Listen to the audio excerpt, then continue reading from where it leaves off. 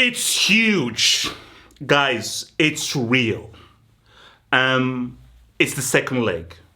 It's a UCL semi. See, guys, I always say that people always say, "Oh, have to be so weird, like who's good in the semi and everything." You have to understand what a UCL semi is. Let me explain before I get to the game. The matches, they mean more. They carry more weight. There's more pressure, not pressure. There's more pressure the further you go through. You need more Tesh, more Shomleg, but beyond just the Shomleg and the Teshes, this is where we see who are the real character guys. We see who are the real characters, because the realest people, they stand up. So to win a UCL semi, to ball in a UCL semi, just having Tesh, just passing the eye test, that ain't enough. You need that. You need this. You need this between the chest. You need the hat. You need the character. You need the balls. You need that foot, the vacation, CD. So it's big, and this game, it is perfectly set. Because you know what? I was worried. Before the first game, I was worried because I was like, you know what? Inter not doing too well, have lost a few games. Because I thought that, you know what? And I said this way back when, that the one team that I think can cause Barca issues is Inter Milan, based on their formation and Simone Inzaghi's tactics. And what we saw in that first leg was a team that are going to be pretty tricky for Barcelona. Because you have to look at the perception. People will look at the first leg and be like, do you know how many chances Barca had? Do you know the amount of XG and everything? Cool. What was the score? It was 3-3.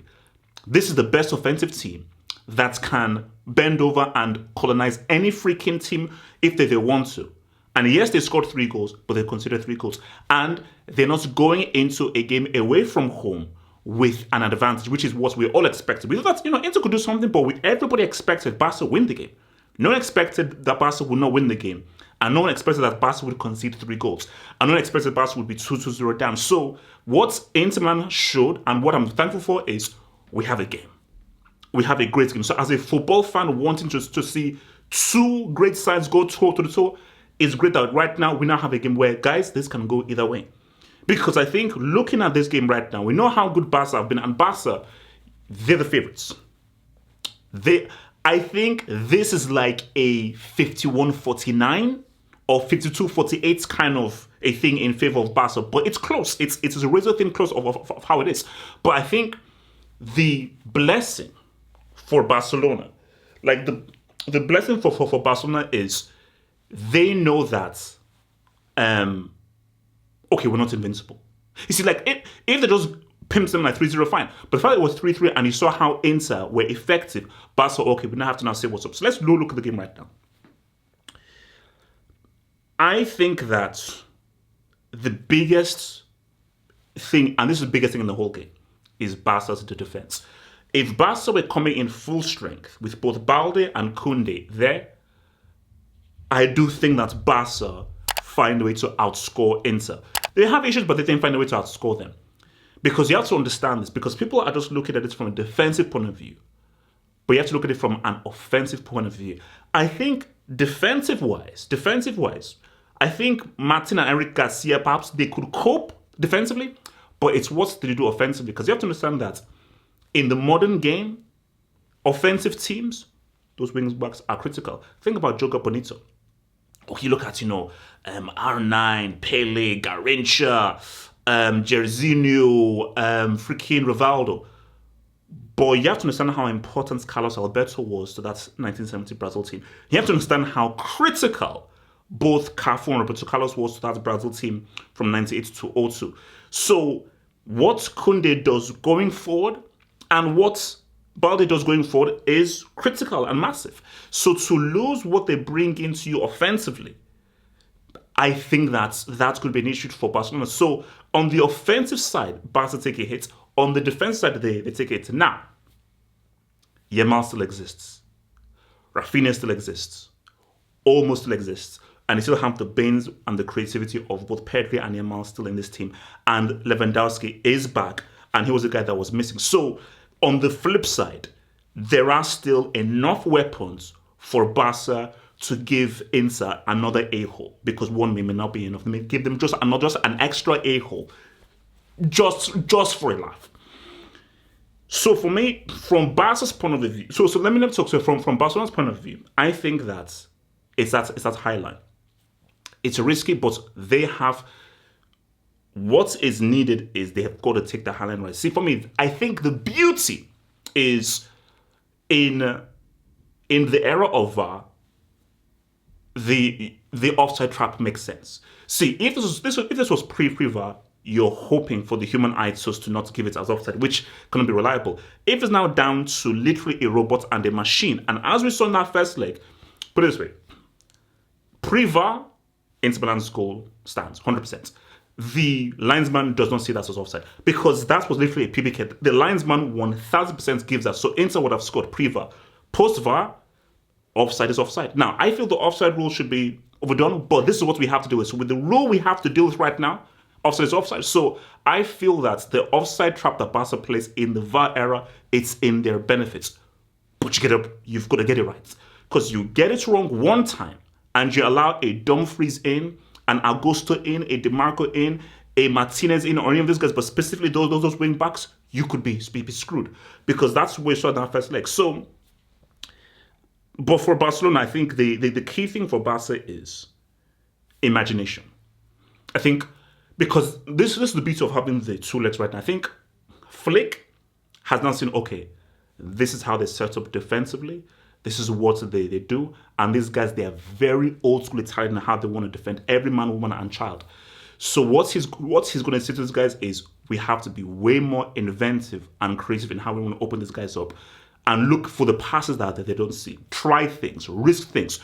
Try dribbles you don't see. Try daggers that just try and make those awkward runs or those runs that nobody anticipates. Because to beat a defensive team like this, you've got to say what's up. And look, Frederick will even say to a Yamal or an Olmo is, if you feel you can do something crazy, you go for a dribble, you go for a crazy run, go for it. You don't need to always go for the pass. Don't always need to go for the pattern. Don't always need to go for the triangle. Try and do things that sort of surprise Inter Milan and see what's up. And my thing is, look, the most talented player on that pitch is going to be Yamal. And if Yamal is on it, and that's the beauty of having a special player, because there is no tactic or defense that can stop magic. Once Messi just decided to do something, there is no defensive tactic that can stop that. There's nothing. And Simone Inzaghi even said of Yamal that, bro, this is a player that comes around once every 50 years or something. So he knows that I can set up my team the best as I can, but if Yamal just decides to evoke his inner magic, there is no defense that can stop that. Hence why it's the beauty of these special players, because there's no strategy, there's no preparation you can do just to stop a guy going past 1, 2, 3, 4 players and put it into the top corner. But the key thing is, Yamal knows that my creativity is also paramount. So yes, I can dribble and go for the shots, but I think Yamal's most critical asset in this game is going to be his creativity. It's going to be his passing and how he now distributes that ball to either a Lewandowski, a Shaq, a Rafinha. And I think, look, for your boy Pedri, it's about trying to control that game, baby. Like, I think Pedri will be the best central midfielder in this game. I think what Pedri has to do is, again, maintain possession, maintain control, but look for those key passes. Look for those passes to say what's up. Look for those overloads. Look for those things to say what's up in that piece. And I think that Pedri, he's the dictator. He's the tempo maker. He's a metronome, and he's got to say what's up and really put the pressure onto Inter Milan. For Inter, I think Inter's game plan can be similar to the one in the first leg. Inzaghi knows that we can't control the game. This is a superior team technically to us. But he knows what we can do is suffer, counter. Suffer, counter. We're going to have to suffer. Double team, last-ditch tackle, consume them, congest the middle of the pitch, try and just be physical, tactical fouls. But he knows that there are going to be those moments when we can now counter. And when that line is high, we have to break quickly and break smartly. A crucial player for Inter Milan is going to be Barella, 100%. Çalhanoğlu, his quality, Mkhitaryan, but Barella, he is the most gifted midfielder. So I think once he receives the ball and how he carries the ball, how he beats the press, and the passes he makes. If he can make that pass with DeMarco, make that pass with a Dumfries, combined with a lateral look, and the key thing is that ball over the top. Either the ball over the top or the through ball. The ball that's caught up in the offside trap is going to be very key for Inter Milan, hence why Barella is going to be very crucial. Bastoni. You can argue the Bastoni with Acerbi, but bro, you're going to come under serious pressure. So the defending of Bastoni is going to be key, but not only his defending and him helping out Acerbi and the defense, but him breaking from defense and actually being an extra member into the midfield, just to add another extra body, another extra option in midfield is going to be key, just to give Inter a more three-dimensional way of saying what's up. And look, it's the two flex of, look, now, Lautaro and Marcus Thuram, that's the awkward thing, bro. How do Barca now deal with these two strikes, especially if one goes up, one goes behind, and how they now moving towards one another? No, another. If Martinez and Thuram can combine and say what's up, it's going to be lights out. Those wing backs. The key to Inter winning this game are how effective their wing backs are. If Barca restrict the effectiveness of the wing backs, I think that's a big way for Barca saying what's up. But if Inter can get Dumfries to be effective, can get DeMarco to be effective, or an Agosto to be effective, huge. Big loss not having a power option, but still Dumfries. If Dumfries can have that same game again, it's going to be massive. And guys, you can't ignore the set pieces. Because guys, it's not how well you play. It's not about your possession. It's about putting the ball inside the damn fishnets. And Inter know that if those set pieces come through, we can say what's up and we can live. Because they just know that they have the physicality, they have the height, and the ability to be able to be awkward. Because you look at Bastoni's height, Dumfries' height, they can be very awkward in the set piece. I'm looking for a great game. I'm looking for an amazing game. And I that first leg was amazing, and I'm hoping we get really good for the second leg. Prediction.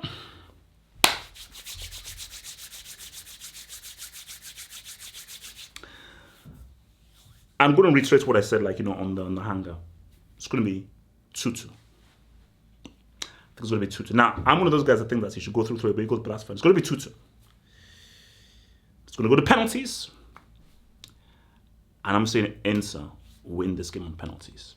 That's my answer, my final answer. So that's my prediction. But here, if Yamal shows up and goes crazy, it could be a whole different thing.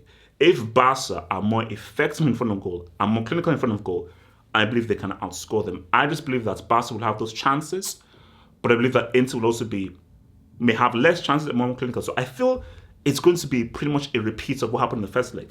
Barca control, Barca the chances, Barca more of the ball, but Inter will have less chances, but will be more effective with their chances. So I think that will equate to a 2-2 penalties, and that's what happens, brother. We'll see what happens at the end of the game. So remember, guys, like that video, subscribe. Remember, guys, I'll be on Twitch. Join me on Twitch for the live watch along on Twitch, and we'll be back here on YouTube for our post-match reactions to see who will be the first team in the UCL Finalissima. Guys, it's time for football to live. Think about becoming a Football Hut member. If you're a desktop merchant, just click on the join button below, over here. Or if you're a mobile phone merchant, just click on the join button below the video over here and join the true elite content crack addicts. Peace.